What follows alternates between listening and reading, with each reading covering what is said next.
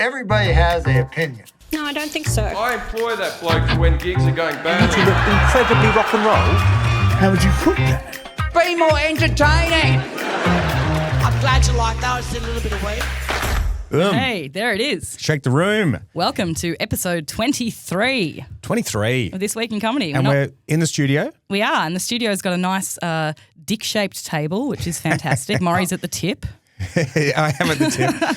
I'm at the bell end. And we also are joined by not a bell end.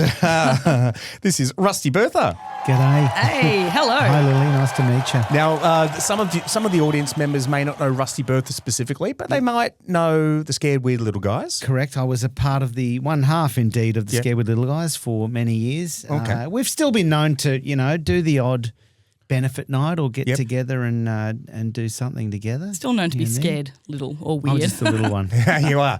It's funny that you say you're half. I would have taken you more for sort of 30%, but Oh, my God. Well, there was only two of us, Damn. but I'll take what I can get. It was the He height says thing. from the tip of the dick. Wow. Oh, dear. Just again for the listeners, and there's no video, this table is shaped with a rounded end. There's no sharp edges, mostly for our own safety. Yes, because we do drink some beer in here. So it goes straight and then there's a round bit on the end, That's which it. is, it's made for, if you had to, 1, 2, 3, 4, 5, 6, 7. It's a 7-person table. You could. 7. Oh my goodness. I didn't mean to say that. But That's well when done. it's the best. That's when it's the funniest. Well, yeah. Well, here we are, and we're going to learn a little bit more about Rusty Berther, what he's been up to over Yes. the next couple of minutes as we go through This Week in Comedy. Yeah. And we'll start, as we always do, with the news. Arj Barker opens for Flight of the Conchords. Flight of the Conchords played a short comeback run across Wellington and California, with Arj opening for both their tours. Barker, of course, appeared as Dave in the original Flight of the Conchords. That's right, had TV the series. headband. Yeah. Up my tip. How long ago was that? That's a real throwback. Did you watch Flight of the Conchords did at not. all? Well, No, there you go. it was amazing. And here's because Arj Barker was a guest comedian at the Hard Knock Knocks Comedy School, which I believe you're also going to be this month. I am in So- a couple of weeks. We call it a segue in the business. A little for those segue, wondering. yeah, but I want to bring it back to his headband, his bandana. So during the one-on-one that we had, or one-on group with Arj Barker as the headliner, Yes. he spoke to the Hard Knock Knocks students of that month. I think it was November last year.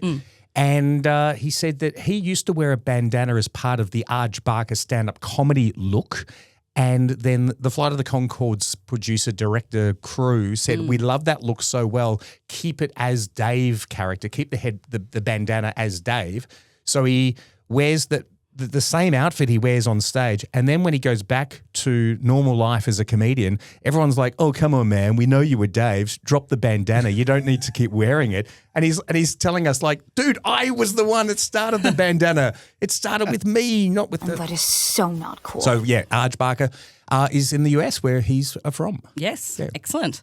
The Roast of Kevin Hart, a big one. Everyone's been sending me clips. It's caused quite a stir online. In what way? In the way that there were some controversial jokes. I think there was some Charlie Kirk It was jokes. a roast, you know, That's what I mean. Isn't a roast supposed to be a bit on the nose? especially these days. Yeah, that's what I thought. So Like go Shane- hard. Shane In fact, Gillis went hard. go particularly hard and go super non-political correct more than ever. Oh, yes. That's what they are these days. But they didn't go just for Kevin Hart. They went for everyone else. each other, right? Who's the female comedian you said? Chelsea Handler. Chelsea Handler.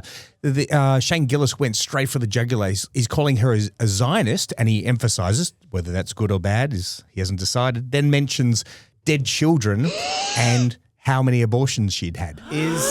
I mean, that's funny, sure. But is he African-American or white? No, they're both.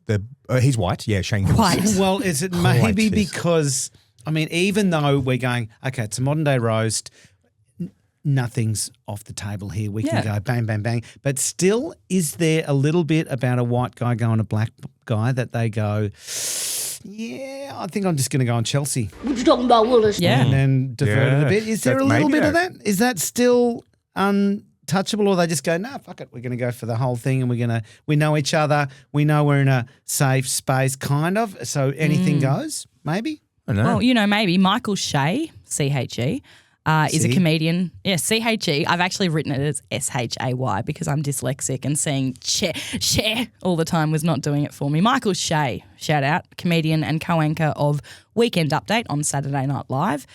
He criticised the writing staff or the roast, which, again, it's a roast, right? He posted an Instagram slide which said, "Let's do a roast celebrating the career of the most successful black comic in the last 10 years. The next line was, "I love that. Who should we get to write it?" He then showed a photo of 5 of the white writers from the event. Out of how many writers, though? Out of 17. Okay, that's not showing the full. So I'm no not a one's- lawyer, but Your Honour, But it's not someone's giving us the full This story is a roast there. of celebrities who don't write their own jokes. Yeah. There's 17 people behind Surely the scenes. some of them are writing their own gear. 17 people were involved in writing this, and that's I think that may be more writers than guests. I think it's that's a long road Long go, yeah, sure. for him to go. How dare there only be what about these 5 white guys on the gig, and how many black writers do we know? Now, do we think roasts are funny? Let's quickly do a debate here. Oh, a Why debate. not? Debate this miscreant all day and all night. Are roasts funny? I don't think so. I don't think roasts are funny because I think they're a creation of American culture where Americans feel that they can't be rude to your face in normal day, so they have to be rude to you in the format of a roast. Sure. Well, if you look at the history of roasts, and I'm old enough, Morry, as you are, you're probably older than me. Gen X. Thank you. Gen X, definitely. But yeah, I remember from the 70s watching TV when you were allowed to stay up, and there would be American roast on, but it would be Dean Martin, Jerry Right. Lewis, Don Rickles. Yeah. But Your mother's so old. yeah, it'd be this guy over here. He's so old. He was the Fred Flint. I'm not saying he's old, but Fred Flintstone was. That sort Was of his thing. neighbor, that guy. And and that's what they had. And all the Americans would go, "Oh my God, Yeah, that's so right. funny," because you made fun of him, and you're and not now it's supposed like, to make fun you of him. killed children in Gaza. Whoa. Hello. That's how it goes. But Australia doesn't really do roast, and when there's a couple in our memory of the last 2 or 3 years when we can remember a John Cleese one and Paul Hogan? Paul Hogan. Yeah. That's a knife. Yeah, Which at no, their age just feels like punching. I was going to say down. Steve Irwin, but it wasn't Steve Irwin. It was Paul. And now, Were they actually, wheeled that out? could have been fun. They were probably wheeled out, were they? The Paul Hogan one, Yeah. I think, was a bit, it struggled. Yeah, yeah. Because we don't do roasts, really. No. Because we roast each other as part Exactly. of our friendship groups I naturally. think within the first minute that I saw you, or the first minute of this podcast, I made a short joke. Didn't I? Oh, you love to know what I was I thinking made- about you. I wanted to say. I made the dick jokes. It's a love language in Yeah. Australia, right? It's how we It show is. affection to our friends and our family. That's it. So Yeah. that's probably why they're not huge here. So I don't personally actively pursue and look up, that Lola's roast on, I'm going to watch that. Yeah. It's not my bag. Because for that reason. Yeah. Yeah, I We agree. naturally roast.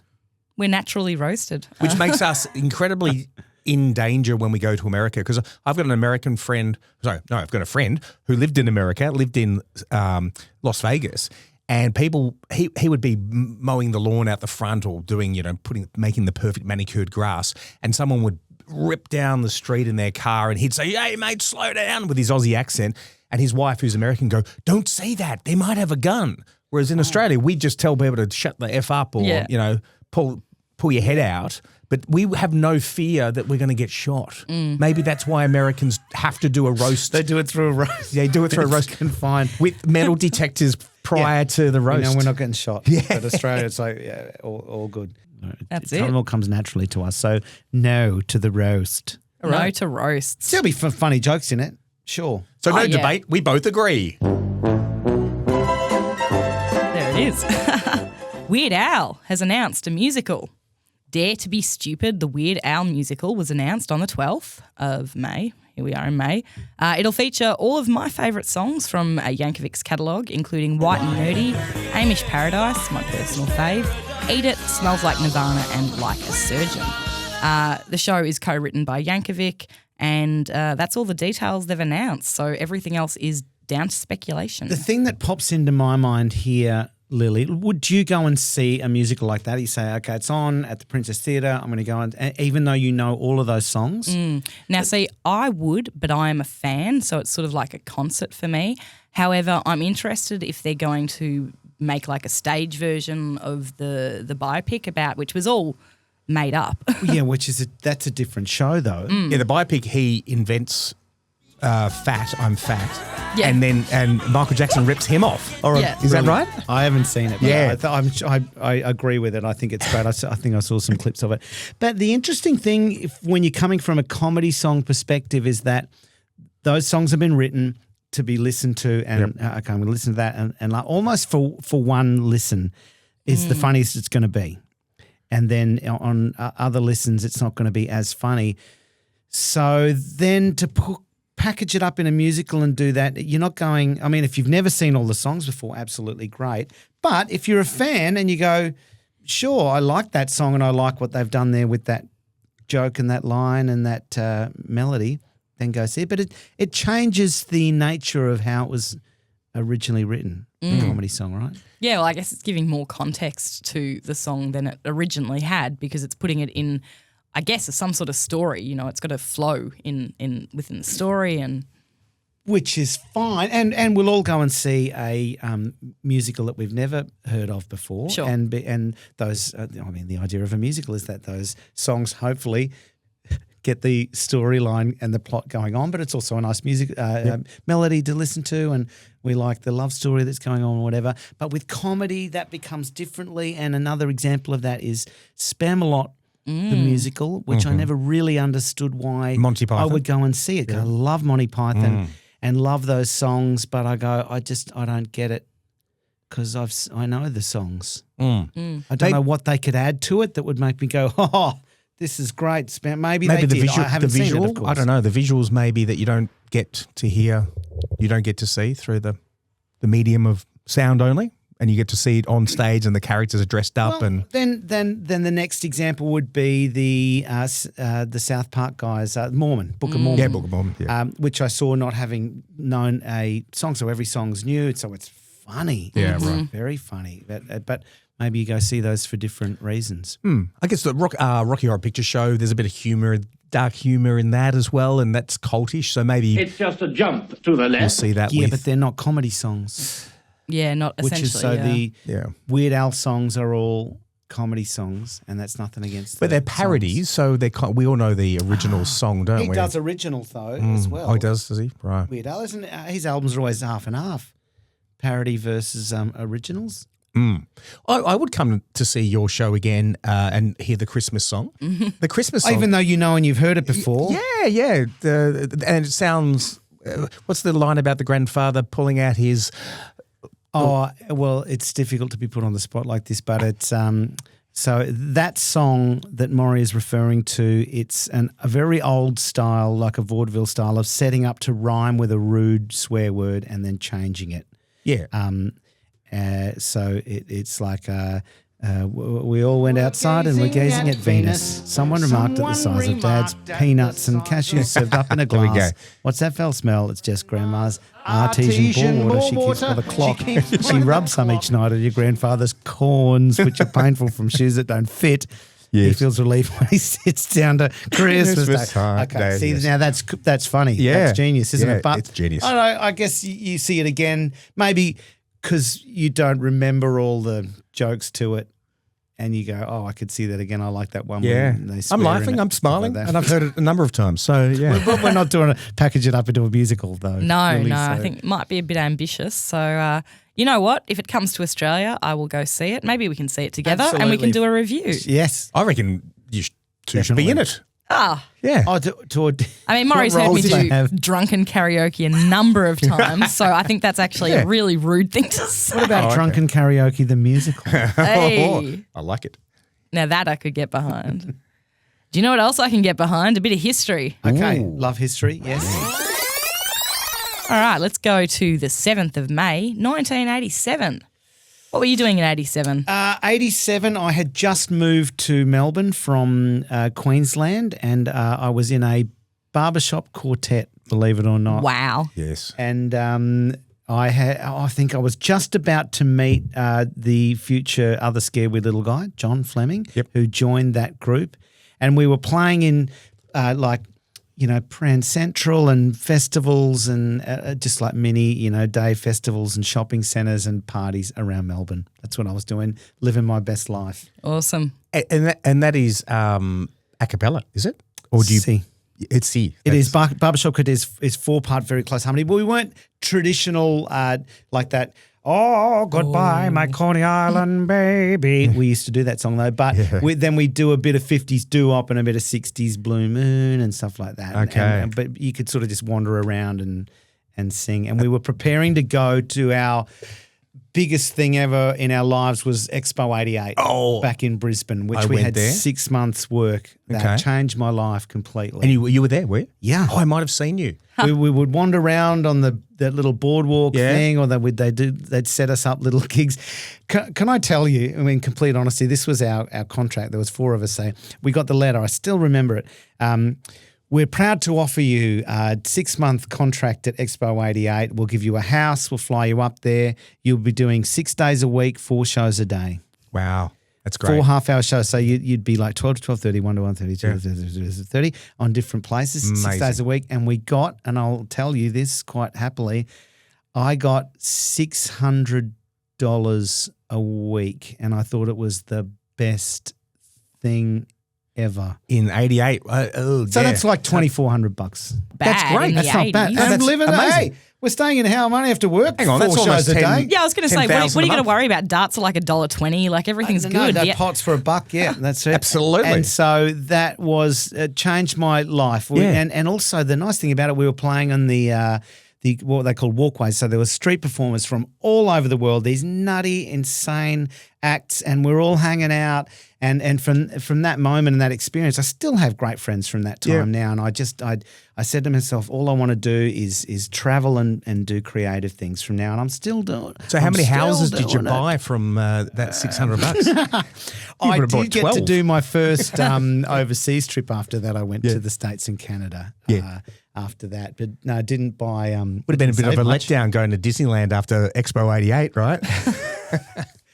Look, Expo, it was super fun for many, many reasons. I love it. I turned 21. Oh, did you? too. So I'm a bit younger than 88. I was year 8, so I was probably about 14 or something. Whatever. Yeah. But my recollection from 88 was there was a gentleman, you would have seen him or known his name. He was a very thin man in a suit and he had a... Mr. Pee-Pee. Mr. Pee-Pee. And he had a briefcase with water and he would turn it on and he would try and squeeze past people waiting to see the high diving finale or something. And he would just pour water over people's bodies and legs. You can't do that now because mobile phones you'd ruin their mobile phones. Right? Yeah. But it was Queensland, so it was about 35 degrees and hot. And that's hot. Why was he called Mr. Pee-Pee? Mr. Pee-Pee is just like he was this very speaking of it was like a early Monty Python kind of he had and he was very tall and had this bowler hat and a little bow tie but he'd studied like Chinese theatre. So his 3 big tricks were he could balance 3 eggs on a chopstick on his nose, which is apparently a classic Chinese circus trick. Okay. And he would also juggle ping pong balls with his mouth, and he would get up to 3, so he could keep 3 ping pong balls going in the air, going shooting them out of his mouth like that.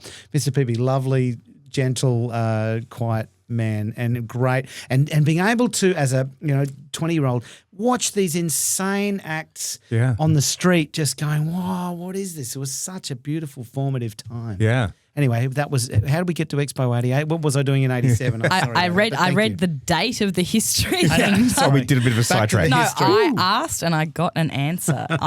For those of you wondering, I wasn't born in 87, so I wasn't doing a lot. I wasn't even floating in my dad's balls because sperm regenerates too quickly.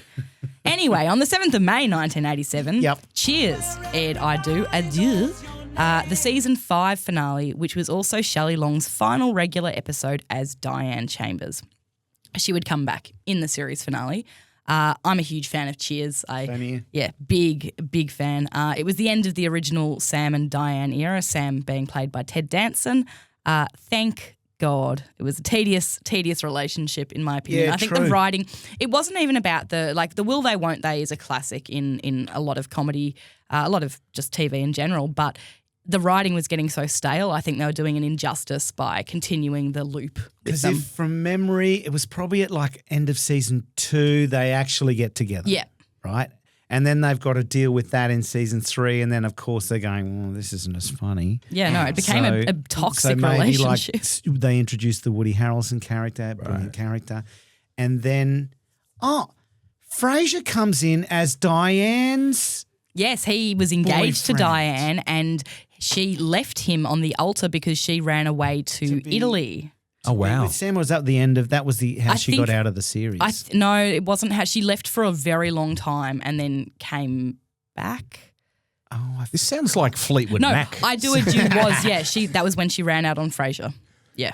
But they'd already established that beautiful character, so they said, we're keeping Yep. Frasier. In fact, we're going to give him a nutty Spin-off. A spin-off. wife. Oh, Lilith, my Lilith. favourite character. The spin-off wouldn't have been till surely the end of Cheers, which, Yeah. correct me if I'm wrong, and we could look it up, but it's more fun to speculate. 10 seasons maybe? Yeah, I Cheers? feel like there was a crossover of about one season between. And he was a radio host, was that right? Or Yeah, producer? he moves to Seattle from... Well, he was a psychiatrist, a psychiatrist. Yeah, psychiatrist. So honestly, he had no rights speaking on psychology, which he did. As a psychiatrist, we were a prescribing doctor. Anyway, whatever. Who am I to judge? It was a fantastic show. Shelley Long left the series after 5 seasons. Cheers continued for another 6, as we were saying. She was replaced, I use that loosely because it wasn't the same character, by young Kirstie Alley as the female lead. I've also put here her romance with Sam was almost but not quite as insufferable as Diane's. I just don't think I liked Sam that with was anyone. Like we never really... It was... It would have been nice to bought it. see Sam. I think Sam could have realised he was gay in his older years or something, and all that Yeah. strong masculinity was because, something like that would have been cool. Once they exhausted the Kirstie Alley character and Sam's character, sorry, the Sam is the character. I'm mixing my actors and non-fiction and fiction. Once they exhausted that romance, it kind of really hit its straps. yeah, for the that's it. final 4, everyone was sitting beautifully. The writing and all the characters were Yep. no one was there. Can I tell you one little story just on Yes, Cheers? please. So that trip with my expo money that I did to America and Canada by myself. So I go to Universal Studios. Yeah. And I know Cheers has my other favourite show in the world at that point was Family Ties. Oh, and they lovely. were filmed there too. Yep. And so I went to the little shop. You couldn't do nothing was filming, so I couldn't see anything. And I bought a Cheers mug that I had for years and years. And it was really casual. This was 1990. And the guy goes, he says, oh, you love Cheers. He says, oh, the set's just out. Hey, you know what? Let's just walk over there and I'll show you the set. Wow. Just to walk on the set. And then he calls up someone, like, hey, Mary, can I take this Aussie guy over? She goes, oh, no, there's no one here from the other thing, so he couldn't go. But it was like, I was that close so to going close. on and seeing the set. So it's not, anyway. He wasn't alluding to anything. He wasn't pointing down to his crotch or anything going, I'll show you. All right, going way back now, the 8th of May, 1777. Isn't there a French beer called 1777? 1778. Oh, 1778. Yeah, I'm seeing the can right now, actually. So we're talking pre-white people in Australia, but Yeah. plenty of countries are sailing around the world discovering stuff. Well, the UK would have been the centre of the universe, so it must have happened in UK, I imagine. UK or the US? Correct, the UK. Richard Brinsley Sheridan. Richard Brinsley there Sheridan. we go. course. Of course, him. His The School for Scandal premiered in Drury Lane Theatre in London. The play is a comedy of manners about gossip, reputation, hypocrisy and social performance, and it became one of the most enduring English language stage comedies. Can you say those 4 adjectives again that it's about? Gossip, reputation, hypocrisy and social What else is there? performance. Still today, it's like That's really everything. hasn't changed So because we're humans. It's Yeah. a show about everything, but still regularly revived more than 240 years later.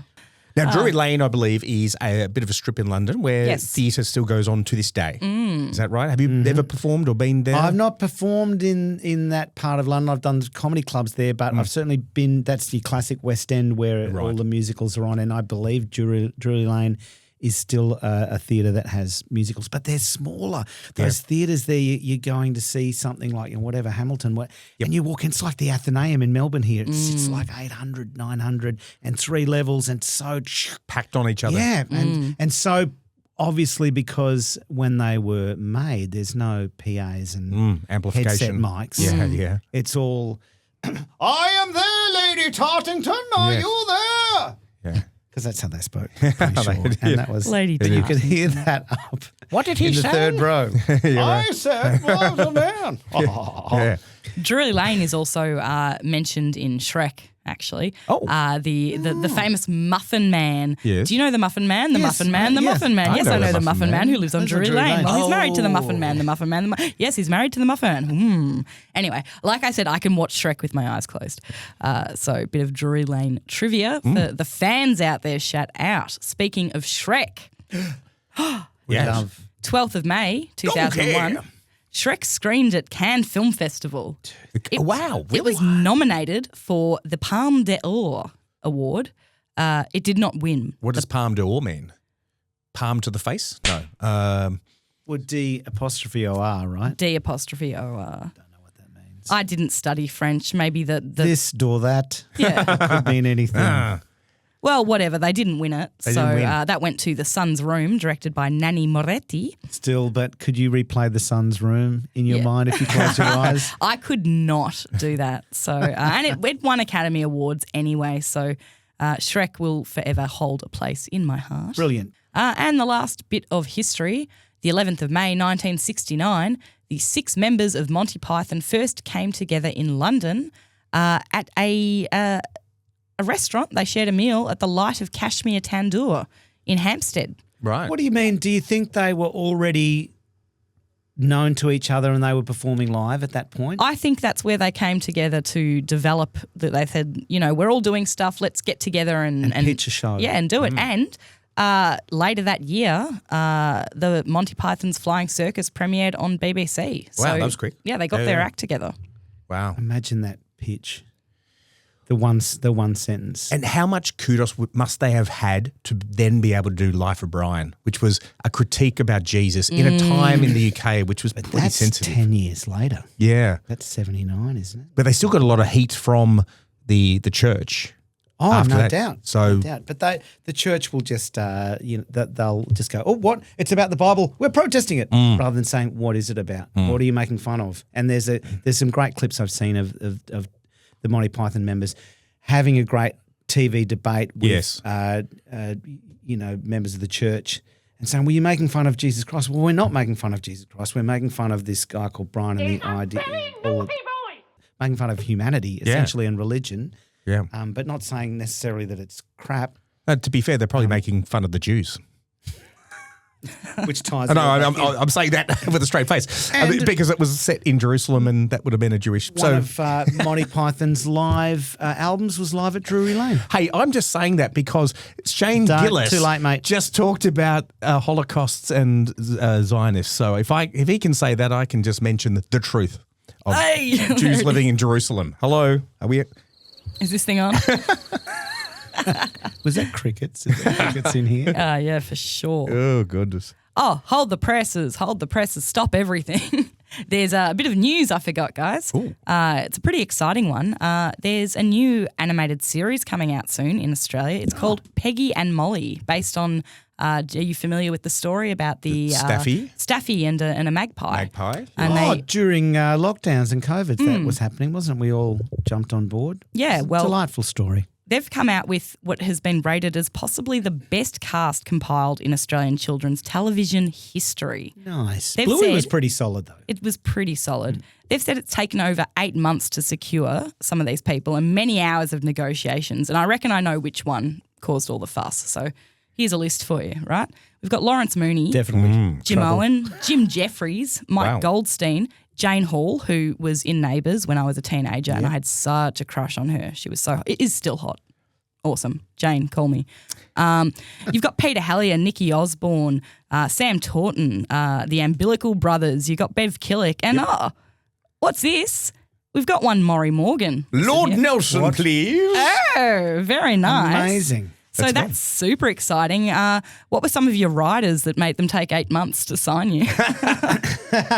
Yes. Well, I just thought it was so on brand because I had the rubber chicken, of course, R.I.P. And this is a character called Lord Nelson who's got a bit of a pole up his bum, rod up his clacker, and a bit sort of British sort of I'm a bit better than you. And I think that's how a lot of people think of me. Yeah. Oh, excellent. Yeah. So I Either thought that or fried chicken. Either or, and they're fried like, chicken. I've got that particular look as well. So is this in production? Yeah, so I feel like this is in pre-production. It's seeking some funding and such. So that is super exciting, guys. Watch Hey, out. Morry's exorbitant wage. I know. I'm just hoping there's a spin-off. The Lord Nelson spin-off. The Lord Nelson spin-off. Why not? And Lord Nelson gets his own show. A whole Lord Nelson universe that's created. It'd be He's a fantastic. rooster. What's it called again? It's called Peggy and Molly. Peggy and Molly. There we go. I'm not sure which is which. No, no. I imagine Molly sounds more like the. Molly's the magpie. Is that okay? They're both female names, so yeah. The dog was definitely female because it had a litter, and I believe that's why it had motherly carers. Not that magpies drink milk. They don't. Although magpie Suckle. supporters should drink more milk, then they'd have their teeth. That's true. Do the beer. So a bit of a discussion, just a bit of an open discussion. Jess. What's an appropriate amount of alcohol to give? Say we're giving like tradies or something. Someone does a job. What do you? How much do you give them? Well, there's an interesting sort of precedent to this. I was living in the country for a while, and it's a currency. Is if a neighbour or a friend does a favour for you, you give a 6-pack, or a slab, depending on the job. That's interesting. Can I preface that? Yeah. Preface that with a little bit of a case study. Yeah. And then you tell me whether I was right or wrong in this advice. Wrong. Okay, good. That's what my wife would have said. My wife would have said that. And that is our neighbour, we're doing up a little flat here in South Melbourne, and the neighbour is a tradie, and as she's working on that, my project is this podcast, hers is this flat, and she's the guy next door has been popping in and giving some advice on putting up the insulation bats and changing the lock here and this window there, and she's wanting him to take a slice of the door off with a Planer. A planer. There we So go. like a little DIY handyman job, but not like obviously if he's going to do proper work, you pay him with currency. That's right. But if it's a little, Gaz, could you pop over? I'm having trouble with the lock's a bit loose, and he just brings a screwdriver over and takes it apart, has a look, blows it clean, puts it back together. That's a 6-pack. 6-pack. Yeah. Okay. So now I imagine the door's off the hinges. Yeah. It's on probably 2 horses or, Oh, and he's got he's got tools out. And he's planing He's got something this out of his thing. ute, and he's spending half an hour. And also she said, look, while the planer's out, could you just take the edge off this stool because it's a little bit high? That's a slab. slab of beer. Okay. Okay. Before it becomes money. And that's good because I did say slab to her. Also because I felt like a 6-pack was a bit of Netflix and chill vibe. Like, here's a 6-pack. Yes, my husband's not around. I've seen the start of that video.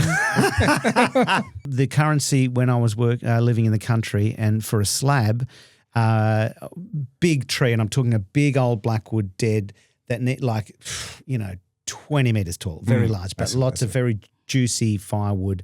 Yep. And by juicy I mean dry. So I was like, this is going to burn. So the opposite. Juicy to firewood. Amazingly. The metaphor juicy. And so it was more than I could have taken. Yep. So I got my neighbour, Ron, to come over with his tractor, and him and his son cut chainsaw, wedge in it, and then pulled it over. Yep. That was a bigger job. He'd got the tractor over, for God's sake. So I gave him a slab. When I give him the slab, he opens it up, pulls out a 6-pack, and gives the 6-pack back to me. Oh, it's great. It's a nice little gesture. And so then I think also if you do give someone a slab, they should snap off one beer and give it back to you. Do you have to drink it there and then? Or No. you don't have to? Okay. Fine. Depends on the day, That's right. time of day or whatever. But it's the gesture saying, thank you, I appreciate that. And, have a little something for yourself. And for our American listeners, a slab would be a carton? A carton. No. Case. Carton in Queensland, a case of beer in America. A case of beer. Case. A case of beer. Not a Case. case But of they beer. also they have Case of 6 beer. packs and they have 10 packs, which does sort of expand the opportunities for DIY handyman That jobs. adds a Like, whole other tier. you could Yeah, change a washer on a tap, Yep. change a hinge on a door, and bring a tall ladder over to change a top light bulb. That's a 10-pack. That's a 10 Sure, pack. sure. You could So you much could, flexibility. You could tighten a nut. You could 3 screw in a things. bolt, and Nut you could screw the tightening. misses. Everyone's happy. That's a 10. That's a 10 for sure. 10-pack. I think It's a good currency. I've seen an 8-pack now at the local liquor store, so I haven't seen 10s yet. But I wonder it's because American fridges are bigger; they're like deeper. I was in America once for Christmas dinner. I went into this room, closed the door, the light turned off. The cellar? I was in the fridge. No,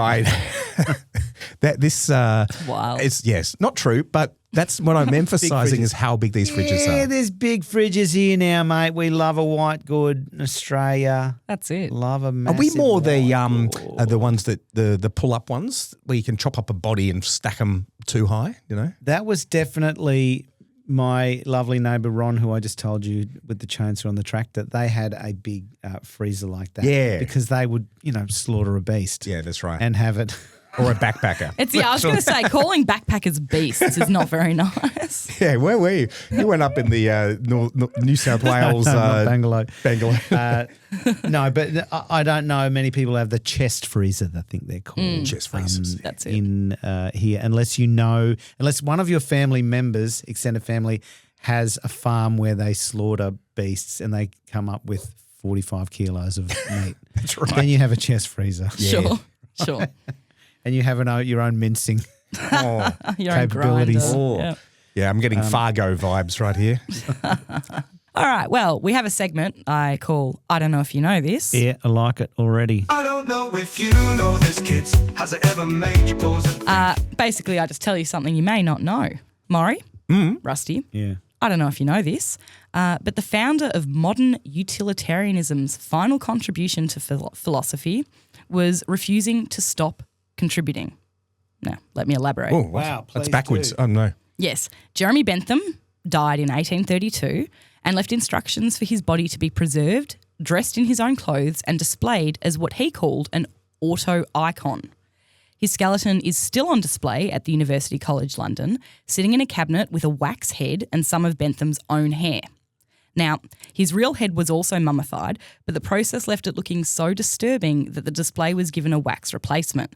For years, the real head was also displayed near the body until it became a target for pranks. Oh no. The university says that it was stolen in 1975 by students from King's College London, a rival university, who demanded a ransom of £100 to be paid to a charity. The university paid £10 and they got the head back. And now the head is kept in a secure locker in storage. Okay, so can you enlighten me on this? It's a philosophy, utilitarianism. Is it like Give me practicality? the top It's, three.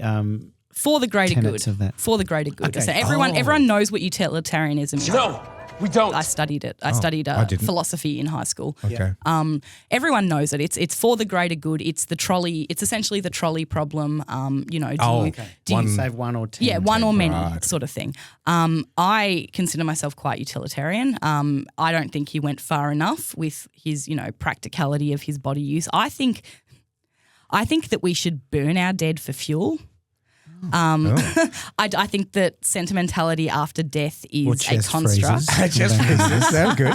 What about Soil and Green? What about food? I think we're good. I think we can grow beans and eat grubs and stuff like that. I think we have heaps of organic No, I'm food. eating people. No, I don't think we need to eat people. I think our okay. biggest concern is energy and what do we always have some of. It won't solve all of our energy crisis, but we always have people dying. And so using land, which then the government needs to like try and buy back, and we're wasting land on putting dead people, burn them, bro. They're helping the future go on. Sorry, I just saw this reminded me, a tweet from Justin Bieber claiming that Mariah Carey killed her mum and ate her. Yummy. Oh, wow. That's so Sorry, that was That a bit sounds morbid. reasonable. Yeah, well, Look that one up, kids. I'll need to look into that. But so would therefore Mariah Carey be utilitarian? Yeah, sure. Why not? I think it's called cannibalism.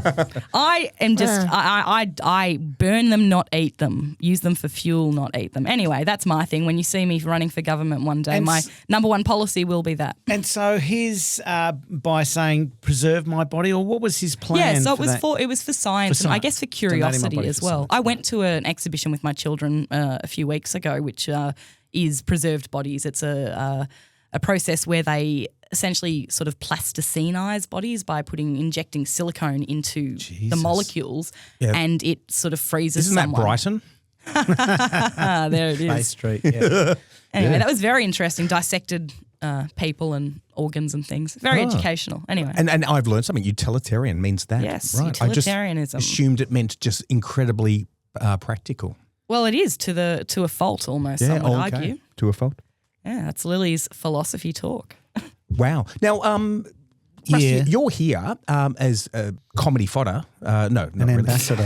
Whoa. to help with the comedy was what I meant by that.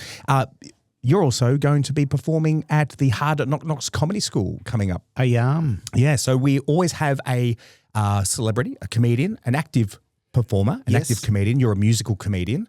And the dates that you'll be on is The 24th to the 28th of May. There we go. And I know that because the 24th is my birthday. Oh, we will remember that. Now, this is the second time you've done this course as a guest comedian. It was fascinating. I enjoyed the whole process from the first day that you have someone in my role come in and just talk to, or the students, do you call them, or alumni? Yep, right? students. Yep. Oh, we have alumni as well. Yep. And talk to the students and questions about what it's been like to, make a living out of it since '88.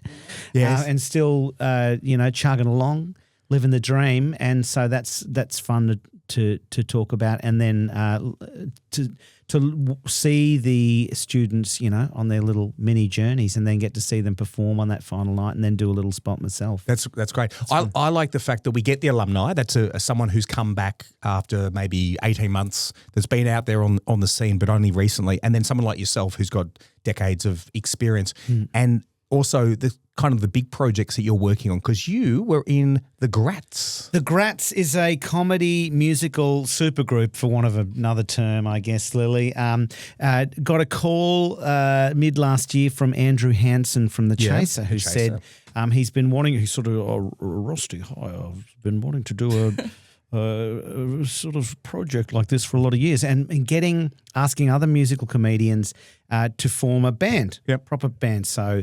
Gatesy from Tripod, the handsome one, and myself, he's on guitar, I'm on bass. Sammy J, he's on keyboards. Andrew plays kind of other guitar, even though he's also a very strong keyboard player, and a little bit of keys. And then on drums, we thought, well, let's get someone. I said, who have you got? And they said, well, got someone with great comedy chops, also a Gold Logie winner. I said, and can play the drums. I said, no way, Daryl Summers. And they got Tom Gleeson. Oh, Tom Gleeson. Hey. Is on the drums, because Andrew Hansen and Tom were in a band together at uni in Sydney. Wow.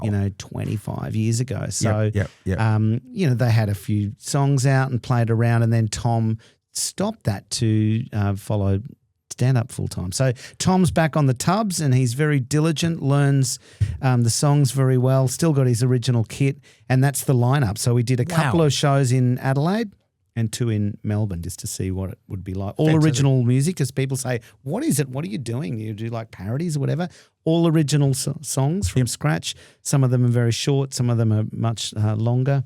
And it's a comedy band, essentially. And whose garage are you rehearsing in? My place. I got a good spot out in the west. Yep. And got set the PA up and muck around there. We sort of record.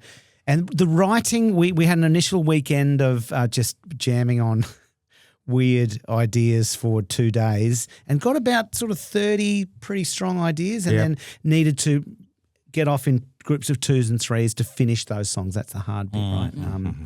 And then, rehearsed. It's very difficult to get everyone in the same room at the same time. Yeah, no, I imagine. Very busy schedule. Are we hearing more of the Scared with Little Guys kind of angle musical or a bit more Sammy J type political? No, it's very much a mix and we wanted to make it very much a collaborative experience, which I must say was not easy. I've only written with myself, by myself for the last, 12 or 14 years. And I love my process because I'm the boss and everything I get to do and pick stays in or out. Yep. And so learning to write with 1 or 2 others was a big process. That was a good learning process. But, it's very fun. Wonderful. And who's got the best voice out of all that group? The best voice? Oh, it's hard to say. Well, who does the solos? Who does the emotional? We share the lead vocals around, and there's a lot of 4-part. We even get Gleeson to sing. I was going to say, when you asked that, I was like, I bet Gleeson can bang out a ballad. He doesn't do a ballad, but he sings one and plays the drums at the same time called My Name is Tom, I Play the Drums. Right. It's pretty good. And we do a 5-part a cappella bit around one mic, and we get Tom to sing. And it's you've never seen him, and people gain much joy from seeing Gleeson being a little bit like self-conscious and right. And I bet. He's a real Ringo then, is he? He might have written one song out of the whole album. Yeah, he's written one, but he's obviously brings a different skill to it, which is pure jokes. Okay, and right. Great, and very funny live. The in between, we keep it very free. Say, Gatesy, just say something between that. Andrew, you start between those 2 songs and that, and then sort of riff off it. So that's part of the fun. Got it.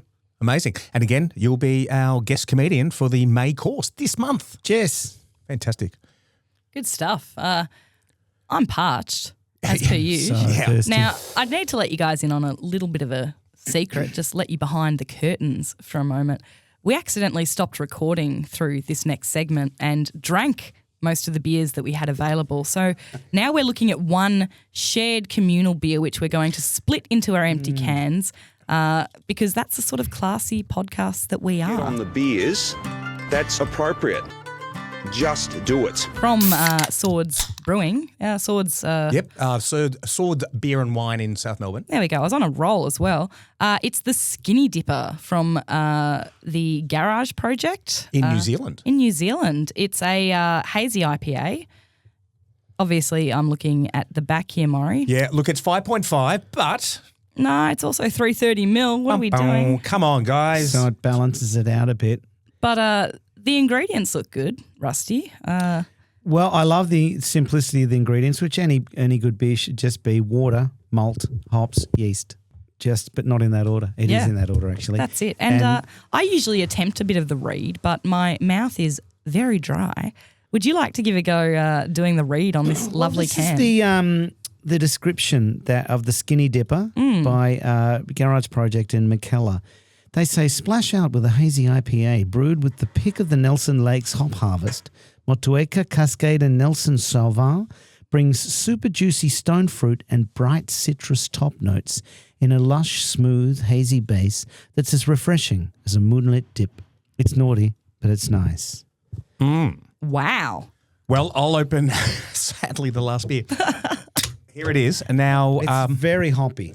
It's hoppy. Now, you were saying earlier that hoppy can be confused with fruity. I think I used to anyway go, I don't like these fruity beers. And I was just thinking that I've now realised that's just hops. And I got into a bit of home brewing when I was living down the country and learned about the value of adding hops. Like some recipes add the hops early, some add in the middle of the cook, and some right at the end. And oh my God, that's very fruity. All head. I will. It is good actually to retaste it out of the glass. Yeah, it's got a different flavour. Very. I mean, I'm getting passion fruit there, and I don't know about the citrus. Yeah, so it is much, very fruity. which is fine.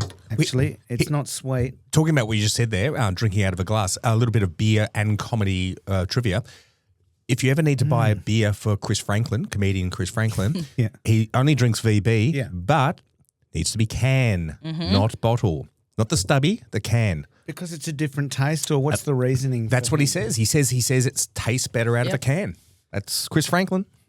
I'm a fan out of the glass too. Yeah. If possible, out of a tap. I don't know. Yeah, Everyone's got tap their is own my thing. preference. I used to drink Carlton Cold. I think back in the back when I was probably watching you Expo 88. You said you were 14. Sure, I was probably 12, and I was drinking Carlton Cold. I'd have a meat pie and a beer, and I loved a Carlton Cold out of the bottle. Right. And I couldn't put it in a glass. It just tasted better out of the bottle. But then they changed the recipe, and it's a rubbish beer now. So, yeah, you're right. Interesting about.